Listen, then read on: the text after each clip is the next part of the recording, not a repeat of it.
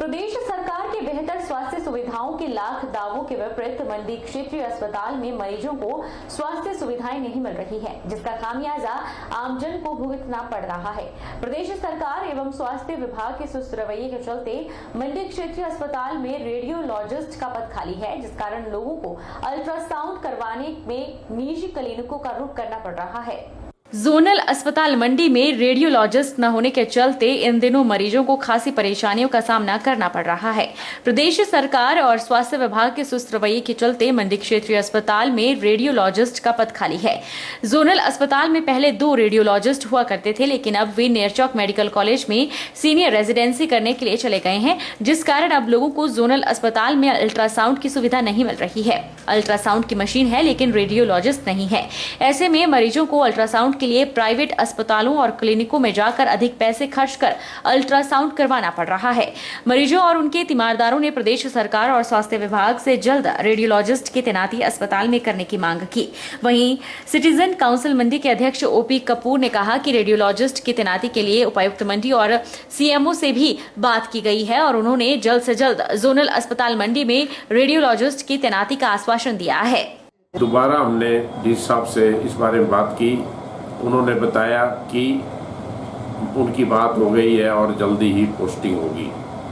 जब कुछ दिन तक फिर कोई एक्शन नहीं हुआ तो हमने माननीय मुख्यमंत्री महोदय को एक ईमेल भेजा, जिसमें कि हमने रेडियोलॉजिस्ट के पद खाली होने के बारे में बताया और साथ में ही डर्मेटोलॉजिस्ट का भी पद काफ़ी समय से खाली चल रहा है, उस बारे में उनको बताया और उससे ये प्रार्थना की कि जल्दी से जल्दी यहाँ आप रेडियोलॉजिस्ट को पोस्ट करें, क्योंकि गरीब लोगों के लिए बहुत मुश्किल हो रही है।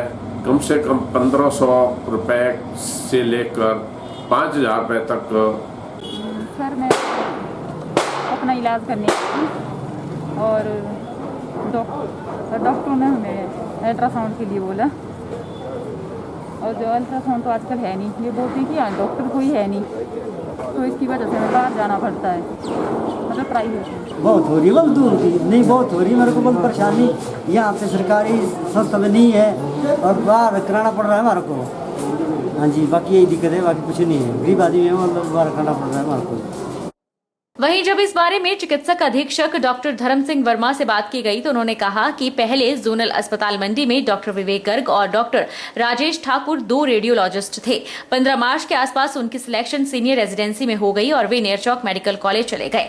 उन्होंने बताया कि जब ये दोनों रेडियोलॉजिस्ट मंडी अस्पताल में तैनात थे तो उस समय हर दिन 50 के करीब अल्ट्रासाउंड बिना किसी अगली तारीख दिए हो जाते थे। डॉक्टर धर्म सिंह वर्मा ने माना कि रेडियोलॉजिस्ट न होने के चलते लोगों को दिक्कतें आ रही है और इसको लेकर उच्च अधिकारियों को भी सूचित कर दिया गया है। पहले जोनल अस्पताल मंडी में 2 रेडियोलॉजिस्ट यहाँ पर अपॉइंटेड थे, एक डॉक्टर विवेक गर्ग और दूसरे डॉक्टर राजेश ठाकुर। और 15 मार्च के आसपास उनकी सिलेक्शन जो है सीनियर रेजिडेंसी में होगी और वो नेरचौक मेडिकल कॉलेज के लिए सीनियर रेजिडेंसी करने के लिए चले गए। जब ये दोनों रेडियोलॉजिस्ट यहाँ पर पोस्टेड थे तो पर वर्किंग डे जोनल अस्पताल मंडी में 50 के करीब जो है अल्ट्रासाउंड जो है विदाउट एनी डेट हो जाते थे, जिससे लोगों को जो है सुविधा थी। और इसकी जानकारी हमने अपने उच्च अधिकारियों को दे दी है और मुझे पूरी उम्मीद है कि शीघ्र ही सरकार किसी न किसी रेडियोलॉजिस्ट को जोनल अस्पताल मंडी में अपॉइंट करेगी। हाँ, ये बात सही है कि भी अल्ट्रासाउंड सुविधा ना होने के कारण जो है आम जनता को जो है दिक्कतों का सामना करना पड़ रहा है, परंतु ये सुविधा जो है नियरेस्ट हमारा मेडिकल कॉलेज नेरचौक है, वहाँ पर ये उपलब्ध है। गर्मी का पारा जैसे जैसे बढ़ रहा है वैसे ही शिमला में पानी की समस्या लगातार बढ़ती जा रही है। राजधानी शिमला में कई इलाकों में 2 से 3 दिन बाद पानी आ रहा है, जिससे लोगों को परेशानी का सामना करना पड़ रहा है। इसको लेकर युवा कांग्रेस ने विरोध प्रदर्शन किया और रोष रैली निकाली। युवा कांग्रेस ने खाली बाल्टियां बजाकर और मटके तोड़कर नगर निगम और भाजपा सरकार के खिलाफ प्रदर्शन किया। युवा कांग्रेस के प्रदेश अध्यक्ष निगम भंडारी ने कहा कि नगर निगम शिमला पानी देने में असफल रहा है। 24 घंटे पानी देने की सभी दावे खोखले साबित हुए हैं। भाजपा सरकार में लोग त्रस्त हैं, जबकि बीजेपी रैलियों में मस्त है। सरकार ने कोई काम जनता के हित में नहीं किया। हर मोर्चे पर असफल रहने के बाद अब नाकामियां छुपाने का प्रयास किया जा रहा है। उन्होंने कहा कि भर्तियों में धांधलियां हो रही है। चहेतों को लाभ देने के अलावा धरातल पर कुछ नहीं हो रहा। निगम भंडारी ने कहा कि अगर नगर निगम शहर के लोगों को पानी नहीं देती है तो युवा कांग्रेस सड़कों पर उतरकर उग्र प्रदर्शन करेगी। और पिछले नगर निगम में यहाँ पर भारतीय जनता पार्टी की नगर निगम बनी थी और उन्होंने जो सबसे बड़ा वादा शिमला वासियों के साथ किया था, अगर हमारी नगर निगम बनती है, अगर आप हमें चुनकर भेजते हो, जो सबसे बड़ी जो आए दिन जो समस्या पानी की आती है वो समस्या को हम खत्म करेंगे और 24 घंटे शिमला वासियों को पानी दिया जाएगा। और कहीं ना कहीं आज शिमला का एक एक निवासी अपने आप को ठगा हुआ महसूस कर रहा है।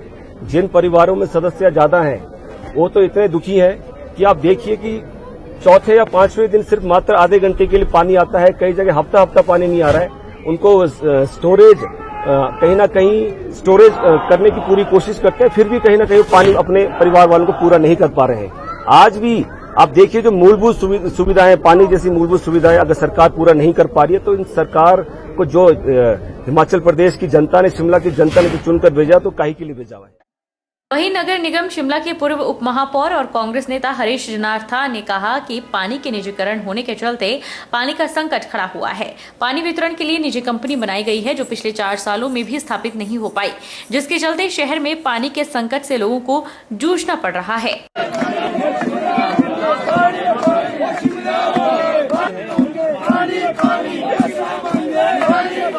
पानी नहाने के लिए नहीं पानी, और जुमले देना बंद करो, पानी का बंद करो। जुला मंडी के कोटली के साथ लगते कुम्हारडा में एक निजी जीप अनियंत्रित होकर सड़क के नीचे खेतों में लुढ़क गई। इसमें 8 स्कूल के विद्यार्थी सवार थे जिन्हें हल्की चोटें आई है।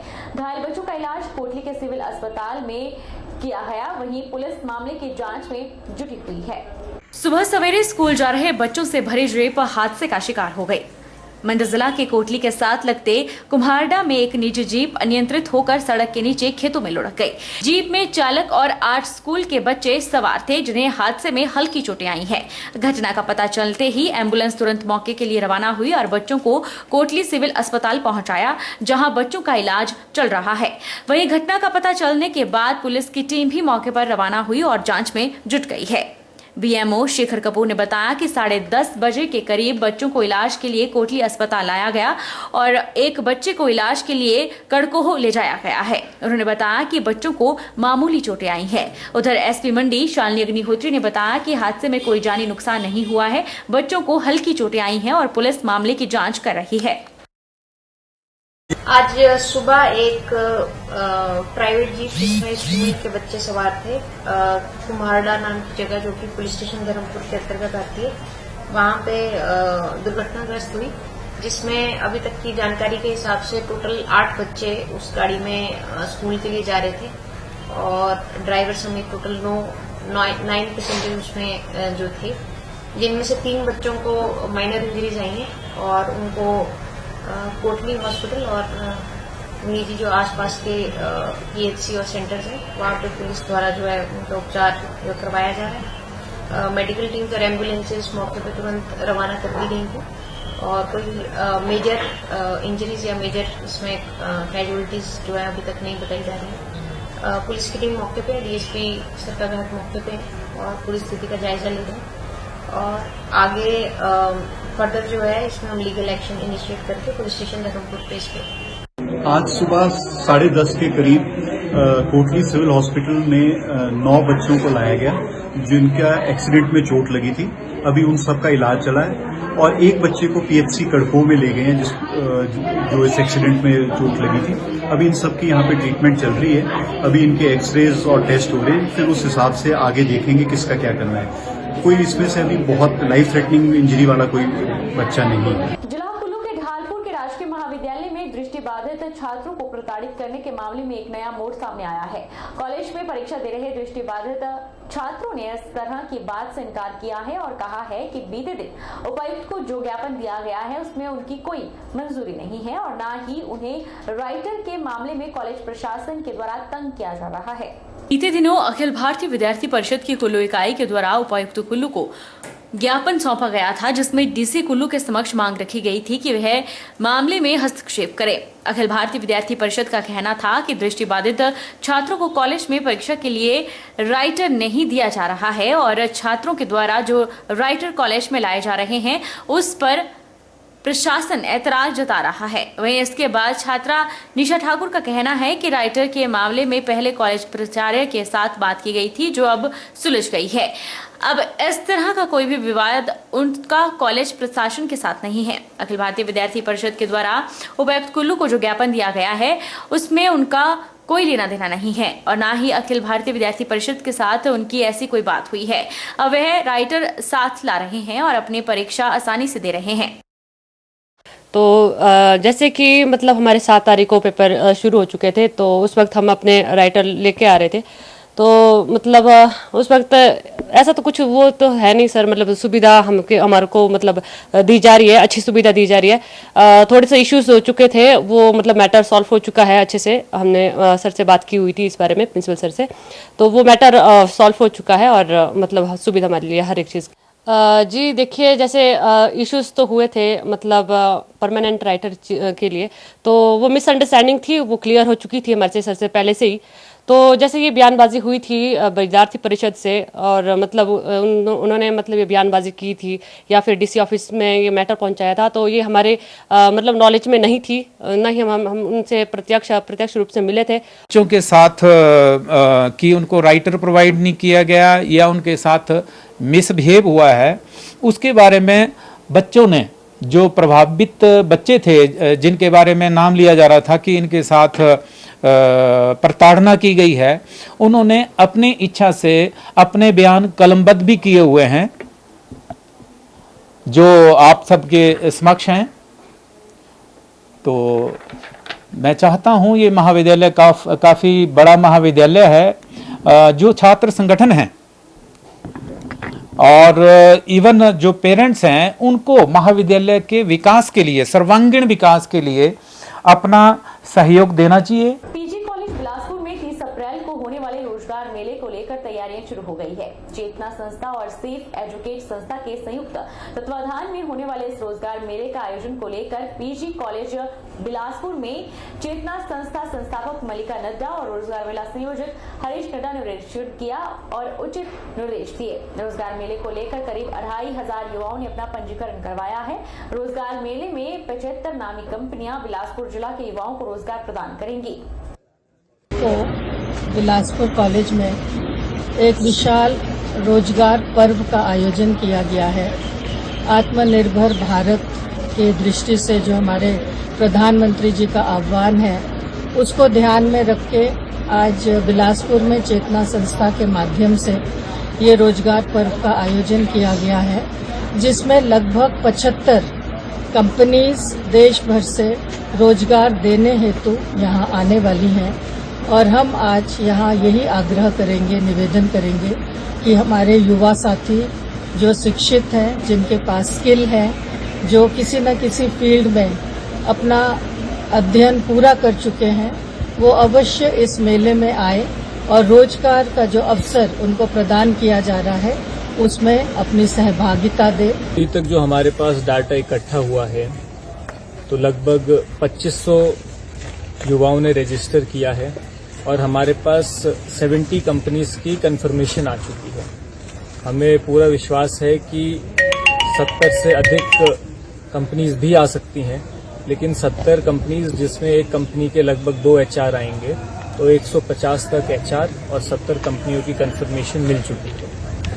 इसके आयोजन के लिए हम सारे साथी और सभी का सहयोग की आशा करते हैं और आज सभी के साथ एक हमने डिटेल बैठक करी है। उसके बाद जो भी सब तैयारियां हैं उसमें आज से सब जुटेंगे। मैं भी 30 तारीख तक यहीं पे हूँ और मेरी अभी भी गुजारिश है कि हमने 20 तारीख को रजिस्ट्रेशन क्लोज करना था, लेकिन हमने रजिस्ट्रेशन कंटिन्यू रखा है कि बिलासपुर के जितने लोग और रजिस्टर कर सके वो रजिस्टर करें और जो नहीं भी कर पा रहे वो फिजिकली यहाँ पे 30 तारीख को भी रजिस्टर कर सकते हैं। वक्त चला है छोटे से ब्रेक का। ब्रेक के इस बार फौरन लौटेंगे, आप बने रहिए हमारे साथ।